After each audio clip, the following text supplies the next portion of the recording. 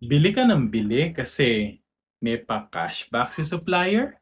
Teka lang, usap muna tayo. May ganyang kaso na akong na-encounter before. Sobrang dalas at sobrang laki ng purchases nung may-ari dun sa isa nilang supplier. Kaya labas siya ng labas ng pera kahit hindi nakakasabay yung benta niya. Nung tinanong ko kung bakit, ang sabi niya, Migs, pag kasi kumota ako kay supplier, may 5,000 pesos na akong cashback na makukuha. Naisip ko kasi, income na yun eh. Sayang. But what she failed to realize is that this strategy was costing her more than the 5,000 incentive. Ang daming slow-moving items na nakatambak lang. May mga nag expire na kasi overstock eh. At laging ubos yung pera niya sa bangko, kaya pag oras na ng payroll, natataranta na.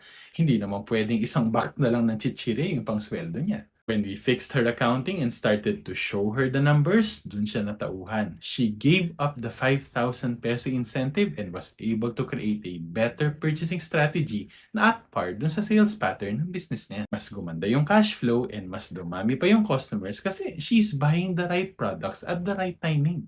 Imbis na laging bumubunot ng pambayad sa sariling bulsa, she was able to save more money in her bank account, which led her to build new businesses and more sources of income. This is the power of accounting automation. If you're interested to know more, send us a message. Lagi tandaan, basta accounting, i-automate na yan.